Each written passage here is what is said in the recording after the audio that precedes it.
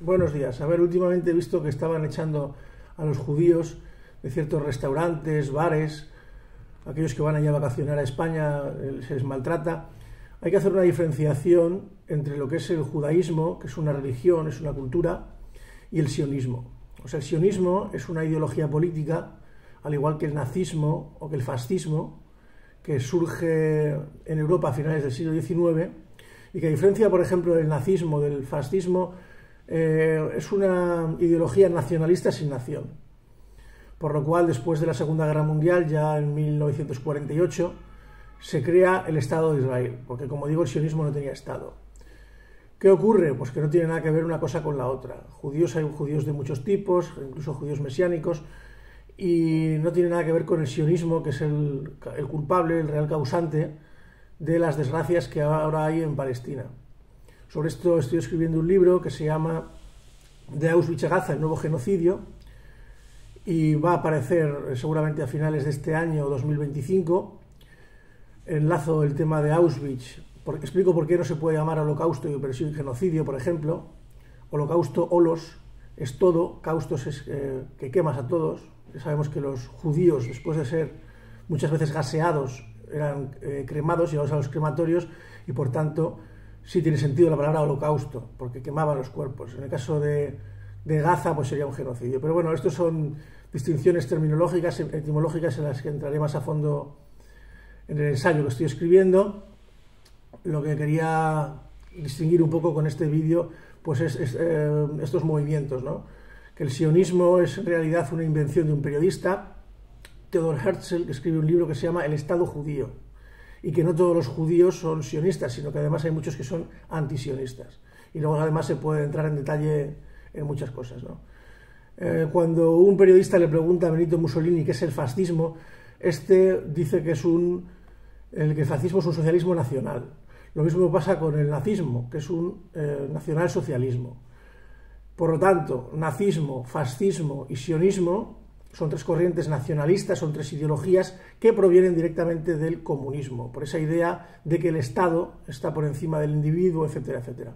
Ahora, confundir lo que es un judío, sea el tipo de judío que sea, porque hay de muchas clases, con el sionista, pues es un graso error y los están maltratando también aquí. Con lo cual eso no se debería de hacer.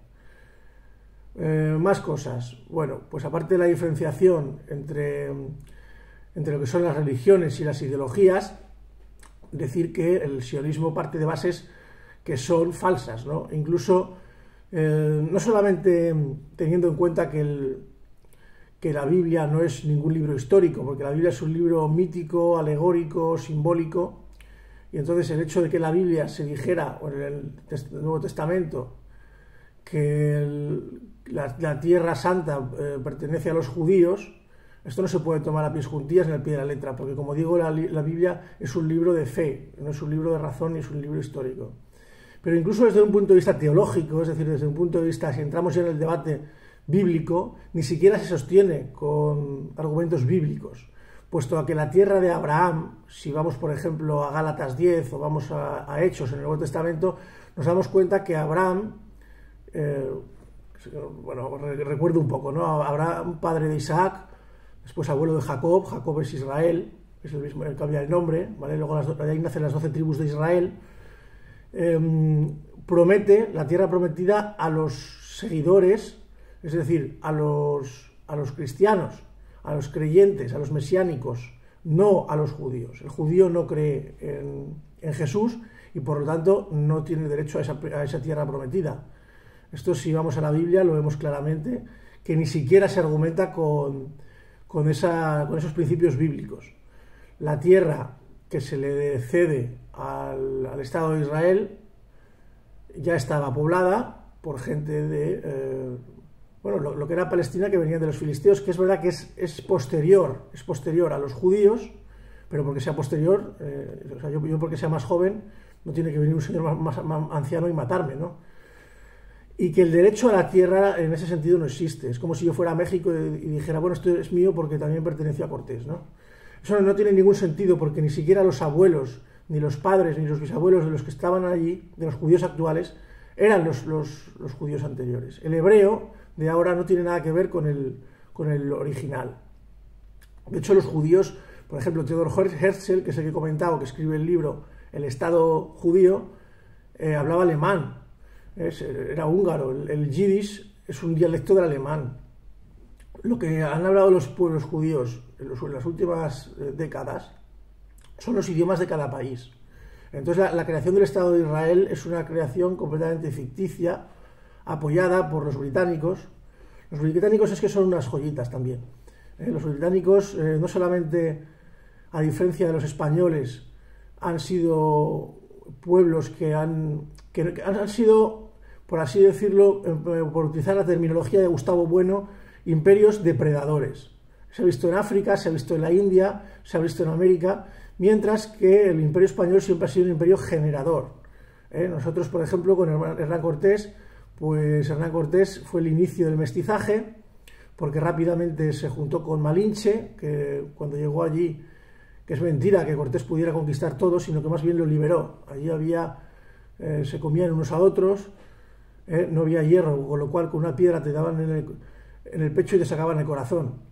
Violaban a determinadas mujeres y se comían a los hijos. Es decir, la civilización estaba mucho más desarrollada por parte de los católicos y los hispanos que por lo que ni siquiera era México todavía, sino por las culturas que había allí precolombinas, ¿no? Entonces el imperio español, a diferencia del imperio inglés, inició el mestizaje. Ya digo que Cortés se casa allí con Doña Marina, le llama Doña Marina, famosa Malinche. ¿Por qué le llaman Malinche? Porque Marina no sabían pronunciarlo, decían Malina Chin, es decir, señora Marina. Entonces Malinche se quedó ese nombre, que es el inicio del mestizaje.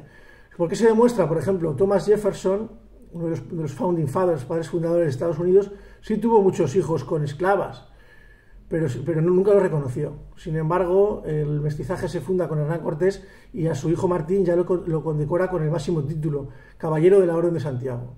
Con lo cual vemos como el imperio inglés generalmente ha sido un imperio depredador en lugar de un imperio generador. Y sé que ha apoyado, por ejemplo, ahora el tema, desde los orígenes, el tema del Estado de Israel.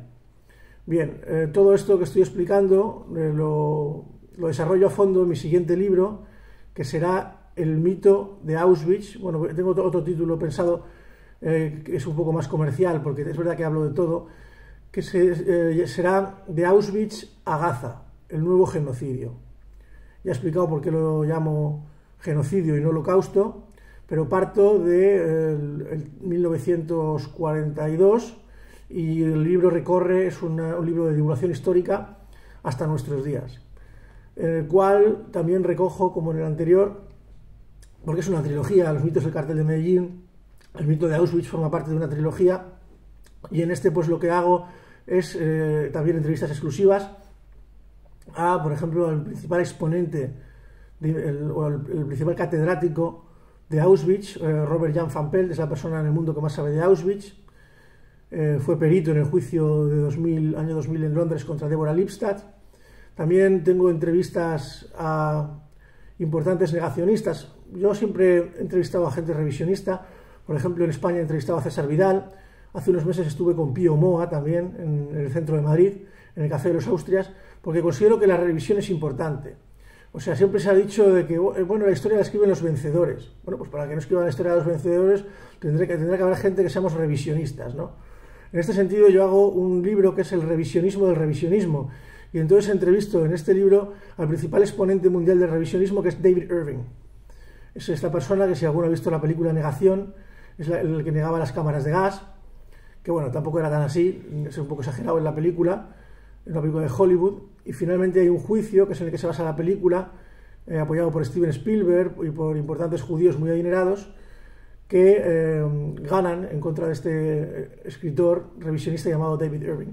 Yo le entrevisto en exclusiva, entrevisto a Robert Jan van Pelt, entrevisto a otro gran intelectual, bueno, él está todavía por responder durante estas semanas, Norman Finkelstein, y bueno, os mantendré al corriente si os interesa sobre todo el tema de Gaza y Israel, porque lo desarrollo muy bien. En palabras de Gustavo Salazar, este libro que escribí anterior es como la mejor síntesis que se hizo sobre el tema del cartel de Medellín, y voy a intentar escribir la mejor síntesis sobre el conflicto en Gaza y Israel. Muchas gracias y que tengáis buen día.